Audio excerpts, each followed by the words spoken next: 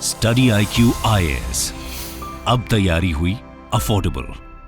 नमस्कार दोस्तों I don't know आप में से कितने लोगों ने नोटिस किया, बट हमारा जो स्टॉक मार्केट है, सेंसेक्स है, निफ्टी है, उन्होंने वापस से ऑल टाइम हाई को हिट किया है। ये आप देख सकते हो, हर जगह इसकी खबर है। रॉयटर्स से लेकर India Sensex hits all time high, Nifty settles at a record close. तो इसके बारे में मैं आपको डिटेल से बताऊंगा कि एग्जैक्टली हो क्या रहा है, क्या क्या कारण है जिसकी वजह से वापस से यहां पर हमें उछाल देखने को मिल रही है स्टॉक मार्केट में। क्योंकि पिछले कुछ समय पहले अगर आप देखोगे तो शायद कोई सोच नहीं रहा था, ऐसा लग रहा था कि क्या वापस से करेक्शन आएगा मार्केट में। लेकिन यहां पर क्या है ना कि अचानक से फिर से आपको कुछ दूसरा रुख देखने को मिल रहा है। इसके रीजंस मैं बताऊंगा आपको। चलिए आगे बढ़ते हैं, लेकिन उससे पहले ध्यान रखिएगा, आप में से जितने भी लोग यूपीएससी 2024 की प्रिपरेशन कर रहे हैं, यहां पर 3 लाइव बैच स्टार्ट अभी जस्ट किया गया है स्टडी IQ के द्वारा। प्योर हिंदी, प्योर इंग्लिश और English batch 30th of June तक आपके पास टाइम है। इनमें से कोई भी बैच आप ज्वाइन करना चाहते हो आप ले सकते हो। इसके अंदर आपको सभी लाइव क्लासेस मिलते हैं, पर्सनल मेंटर ऑलरेडी अलॉट किया गया है जितने लोगों ने भी एडमिशन लिया है।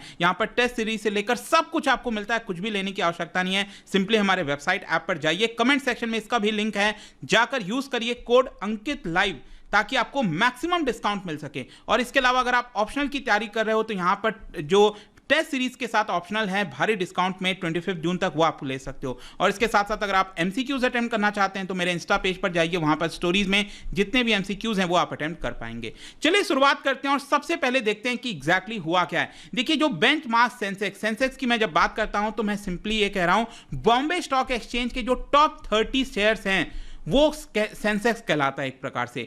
तो वो ऑल टाइम पीक पर चला गया अभी जस्ट वेडनेसडे को। देखो अभी क्या हुआ था, थर्सडे और फ्राइडे को वापस से थोड़ा करेक्शन आया है, लेकिन वेडनेसडे की अगर हम बात करें वापस से यहां पर ऑल टाइम हाई पर चला गया था। ये आप अगेन देख पाएंगे कि 2022 के लगभग अक्टूबर नवंबर के महीने में ये अपने ऑल टाइम हाई पर गया था, फिर करेक्शन आया, लेकिन अब वापस से उसको क्रॉस करने जा रहा है सेंसेक्स, मतलब अपने ऑल टाइम हाई पर आ चुका है। इंडियन मार्केट्स एक प्रकार से आप कह सकते हैं कि दुनिया भर के बाकी के जो मार्केट हैं, चाहे यूनाइटेड स्टेट्स के अंदर स्टॉक मार्केट की बात करें, वहां पर डाउ जोन्स होता है, यूरोजोन की बात करें, जापान, साउथ कोरिया, ताइवान, हर जगह ऑलरेडी ये छू चुका था। वो 52 वीक हाई पर चल रहे थे। तो कहीं ना कहीं भारत ने भी उस रैली को अब यहां पर फाइनली जो है ज्वाइन कर लिया है। ओवरऑल मैं आपको मार्केट कैपिटलाइजेशन के टर्म में बताऊं, मार्केट कैपिटलाइजेशन का मतलब होता है कि जैसे कि मान लो अगर रिलायंस हो गया, रिलायंस का मार्केट कैपिटलाइजेशन कितना है, तो मान के चलो अगर मैं एग्जांपल कहता हूं, एक रिलायंस का शेयर का दाम है 500 रुपए और उसका जो टोटल नंबर ऑफ शेयर्स है मार्केट के अंदर वो है आपका 1000 रुपए।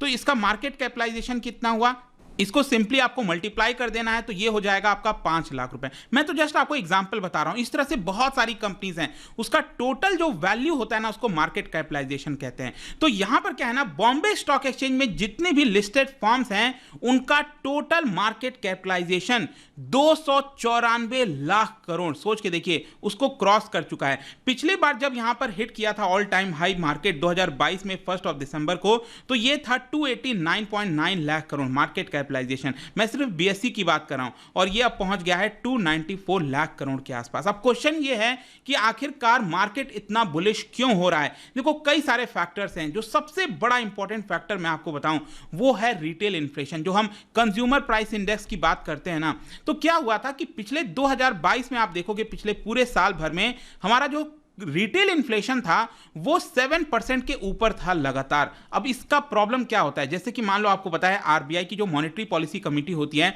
उनका जो मेन टारगेट है वो क्या है कि रिटेल इन्फ्लेशन 2% से 6% के बीच में होना चाहिए। तो यहां पर अगर इन्फ्लेशन ज्यादा रहेगा 6% के ऊपर, जो कि था 2022 में, इसकी वजह से लगातार जो इंटरेस्ट रेट है उसको RBI ने बढ़ाया, रेपो रेट जिसको हम कहते हैं। अब इंटरेस्ट रेट अगर लगातार बढ़ता जाता है, पहले ये 4% पर हुआ करता था, आज के डेट में 6.5% हो गया है रेपो रेट। तो इसकी वजह से क्या होता है कि लोन लेना महंगा हो जाता है, जो बिजनेसेस हैं वो कम लोन लेते हैं। तो यहां पर जब भी इंटरेस्ट रेट ज्यादा होगा इकोनॉमी के अंदर तो ग्रोथ में आपको रुकावट देखने को मिल सकती है। तो क्या हुआ है कि यहां पर जो इंटरेस्ट रेट 2022 में बहुत ज्यादा था, अब उसमें आपको धीरे धीरे गिरावट देखने को मिलेगी। मई के आंकड़े में जो रिटेल इन्फ्लेशन का आंकड़ा आया है वो आया सिर्फ 4.25% और इसकी वजह से अब सोचा जा रहा है कि RBI यहां पर लगातार जो इंटरेस्ट रेट बढ़ा रही थी, अब उसको 6.5% ले आई थी, ये हो सकता है कि अब ये पीक बन जाए। अब यहां से वापस से आपको इंटरेस्ट रेट नीचे जाते हुए देखने को मिल सकता है। कई लोगों का मानना है कि दिवाली से वापस से आरबीआई जो है इंटरेस्ट रेट उसको नीचे करना स्टार्ट करेगी। तो ये एक अच्छी खबर है एक प्रकार से। तो इन्फ्लेशन कंट्रोल में होना चाहिए, इसकी वजह से एक मार्केट में पॉजिटिव आपको जो ट्रेंड है वो देखने को मिलेगा। फिर इसके अलावा यहां पर ग्लोबल मार्केट देखो, अगर ग्लोबली कुछ होता है ना तो उसका असर डेफिनेटली भारत पर भी आएगा। ग्लोबली क्या हुआ है कि वहां पर आप देखिए विदेशों के अंदर जो डर है रिसेशन का वो अभी भी बना हुआ है। कई देशों के अंदर जैसे जर्मनी में तो ऑलरेडी आ गया रिसेशन, यहां पर कई देश में आप देखोगे यूरोप के अंदर, नॉर्थ अमेरिका के अंदर यहां पर ग्रोथ को लेकर काफी चिंता है। लेकिन उसके बावजूद भी क्या हुआ है कि ग्लोबली जितने भी मार्केट है स्टॉक मार्केट उसमें आपको बुलिशनेस देखने को मिलेगी, उछाल देखने को मिलेगी। तो वो भी एक कारण बताया जा रहा है कि ग्लोबल मार्केट अच्छा परफॉर्म कर रहे हैं तो भारत को भी अच्छा परफॉर्मेंस देखने को मिल रहा है। अब क्वेश्चन यह है कि अगर मान लो हम कहते हैं ना कि मार्केट क्यों बढ़ता है जब ग्रोथ होती है इकोनॉमी के अंदर, तो यहां पर जब मैं कह रहा हूं आपसे कि ग्रोथ कम हो रही है फिर भी मार्केट क्यों बढ़ रहा है, देखो इसका एक और मैं आपको एग्जांपल बताता हूं। जैसे यूएस के अंदर क्या हुआ था कि पिछले साल प्रेडिक्शन लगाया जा रहा था कि यूएस रिसेशन में चला जाएगा, तो इसकी वजह से क्या हुआ था कि पिछले साल स्टॉक मार्केट में गिरावट हुई थी अच्छी खासी। तो जब भी क्या होता है ना कि स्टॉक मार्केट आगे की देखता है, फ्यूचर को देखकर काम करता है। तो यहां पर पिछले साल स्टॉक मार्केट ने यह सोचा कि यूएस में रिसेशन आएगा तो मार्केट में, स्टॉक मार्केट में गिरावट होने लगी। लेकिन एक्चुअली अगर आप देखोगे ना तो यूएस हो सकता है कि रिसेशन से यहां पर बच गया है, मतलब कि भले ही यहां पर ग्रोथ बहुत अच्छी नहीं हुई लेकिन वो नेगेटिव में नहीं हुई है, ग्रोथ अभी भी पॉजिटिव में है, 0.2 कह लीजिए, 0.3 कह लीजिए। तो इसकी वजह से क्या हुआ कि जो गिरावट पहले सोचा गया था जिसकी वजह से गिरावट हुई थी स्टॉक मार्केट में, अब उसको करेक्शन कर रहा है मार्केट। तो रादर देन गिरावट होने के बजाय यहां पर आपको पॉजिटिव जो ट्रेंड है स्टॉक मार्केट में देखने को मिलेगा। तो यही चीज हुआ है। फिर तीसरा यहां पर मैं आपको बताऊं तो भारत की इकोनॉमी के अंदर आप देखोगे तो अच्छा इकोनॉमिक इंडिकेटर्स देखने को मिल रहा है। जैसे कि बताया जा रहा है कि गवर्नमेंट लगातार कैपिटल एक्सपेंडिचर बढ़ा रही है, मतलब सड़कों के ऊपर फ्लाईओवर्स हो गए, जो इंफ्रास्ट्रक्चर होता है ना देश का उसके ऊपर सरकार खर्च करी। तो जब भी सरकार कैपिटल एक्सपेंडिचर बढ़ाती है तो इसकी वजह से बहुत सारे रिपरकशंस, बहुत सारे इंपैक्ट होते हैं पूरे इकोनॉमी के अंदर, जॉब्स क्रिएट होती हैं। तो वो एक बड़ा कारण बताया जा रहा है। फिर इसके साथ साथ आप मैन्युफैक्चरिंग पीएमआई इंडेक्स आप देखोगे तो ये भी अपना काफी तेजी से बढ़ते हुए देखने को मिला है। तो डिस्पाइट भले ही आप कह सकते हो कि इंटरेस्ट रेट इस समय ज्यादा है इकोनॉमी में, 6.5% रेपो रेट है, उसके बावजूद भी क्रेडिट लोग ज्यादा ले रहे हैं, लोग लोन ज्यादा ले रहे हैं। तो ये सारे कारण है जिसकी वजह से स्टॉक मार्केट में उछाला है। फिर चौथा, और अगेन मैं तो कहूंगा कि ये एक बहुत बड़ा इंडिकेटर होता है। आप में से कोई भी निवेशक है ना जो स्टॉक मार्केट में निवेश करता है, आप सिर्फ और सिर्फ अगर एफपीआई को फॉलो कर लोगे ना तो उसी से आपका काफी पैसा बन सकता है। एफपीआई, फॉरेन पोर्टफोलियो इन्वेस्टर्स, आप ज्यादातर देखना जब भी एफपीआई बढ़ता है, जो फॉरेन पोर्टफोलियो इन्वेस्टर्स हैं, विदेश से जो लोग पैसा भारत के स्टॉक मार्केट में लगाते हैं, वो जब भी बढ़ता है भारत के स्टॉक मार्केट में, भारत का स्टॉक मार्केट ऊपर जाता है। जब भी ये लोग विड्रॉ करना स्टार्ट करते हैं, पैसा निकालते हैं भारत के स्टॉक मार्केट से, तो हमारा स्टॉक मार्केट नीचे जाने लगता है। ये अक्सर देखने को मिला। मैं ये नहीं कह रहा हूं कि 100% ही हर बार ऐसा होता है, लेकिन ज्यादातर केसेस में ऐसा ही होता है। तो क्या हुआ है कि जून के महीने में आप देखोगे तो 18,343 करोड़ अभी तक एफपीआई ने इन्वेस्ट किया है, फॉरेनर्स ने भारत के स्टॉक मार्केट में निवेश किया है। तो इसकी वजह से भी स्टॉक मार्केट इस समय हाई रिकॉर्ड स्तर पर है। फिर इसके अलावा एक और चीज मैं आपको बताता हूं। देखिए क्या होता है कि मैंने आपको अभी मार्केट कैपिटलाइजेशन के बारे में बताया।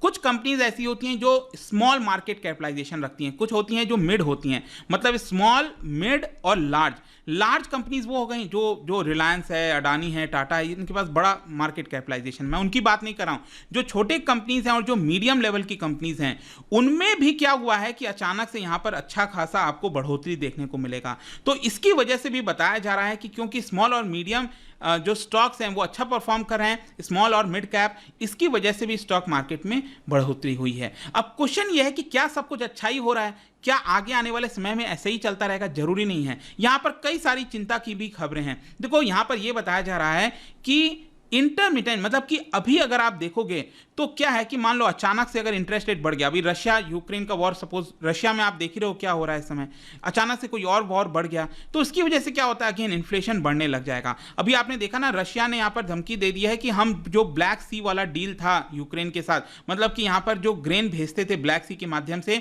उस डील से वापस हो सकते हैं। तो अगर वो वापस कर लेंगे उस डील को तो वापस से गेहूं के दाम बढ़ने लग जाएंगे, ग्रेन के दाम बढ़ेंगे, तो इन्फ्लेशन बढ़ेगा। इन्फ्लेशन बढ़ेगा तो अगेन इंटरेस्ट रेट बढ़ाना पड़ेगा आरबीआई को और दुनिया भर की जो सेंट्रल बैंक्स हैं। तो ये थोड़ा सा अनसर्टेनिटी है, खतरा है। ग्लोबली अगर इकोनॉमिक स्लोडाउन आ गया तो ये भी खतरा बन सकता है। तो इस तरह की बहुत सी ऐसी चीजें हैं। फिर इसके अलावा यहां पर एक और बड़ा मैं आपको खतरा बताता हूं, वो है भारत के अंदर मॉनसून। अगर मॉनसून कमजोर होता है ना तो अगेन इसका डायरेक्ट असर भारत की ग्रोथ पर पड़ता है और वो स्टॉक मार्केट में देखने को मिलेगा। मैं बता दूं 15 जून तक जो मॉनसून की डेफिशिएंसी आपको रेनफॉल में 50% डेफिशिएंसी देखने को मिलेगी।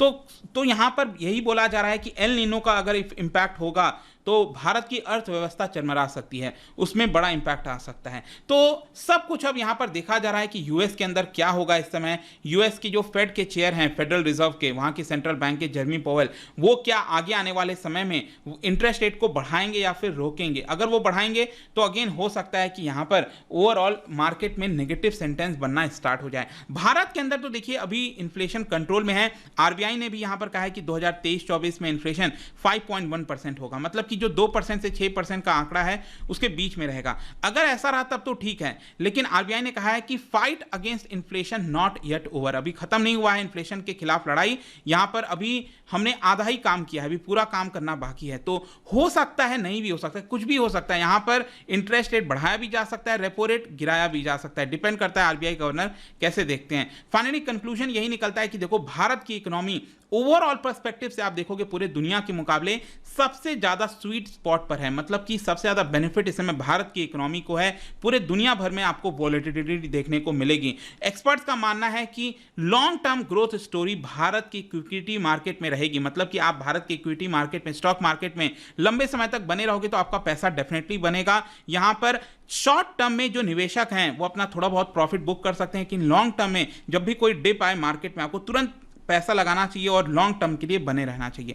तो यही पूरा वीडियो था। आई होप कि आपको समझ में आ गया होगा सेंसेक्स का अभी क्या सिचुएशन है। और जाने से पहले एक इंटरेस्टिंग क्वेश्चन, क्या आप बता सकते हो which among the following function of RBI gives most clear indication कि आरबीआई जो है वो बैंकर्स बैंक है भारत में। हम कहते हैं ना भारत की आरबीआई जो सेंट्रल बैंक है वो बैंकर्स बैंक है। तो इन चारों में से कौन सी ऐसी चीज है जिसकी वजह से ये यहां पर कहा जाता है कि आरबीआई बैंकर्स बैंक है। और इसका जो राइट आंसर है आप सबको पता है, मेरे इंस्टाग्राम पर तो मिलेगा ही, वहां पर अगर आप नहीं हो कोई बात नहीं, टेलीग्राम से ले सकते हैं इसका सही उत्तर। मैं कई सारे जो एमसीक्यूज हैं वो यहां पर स्टोरीज में डालता रहता हूं। बाकी अगर आपको पीडीएफ चाहिए तो टेलीग्राम पर आइए, अलग अलग सोशल मीडिया पर आप जुड़ पाओगे। और जैसा मैंने बताया यूपीएससी की अगर आप तैयारी कर रहे हो, just use the code Ankit live to get maximum discount. And I hope कि वीडियो आपको पसंद आया होगा। मिलता हूं next time, till then thank you very much, see you soon. Study IQ IAS, अब तैयारी हुई अफोर्डेबल।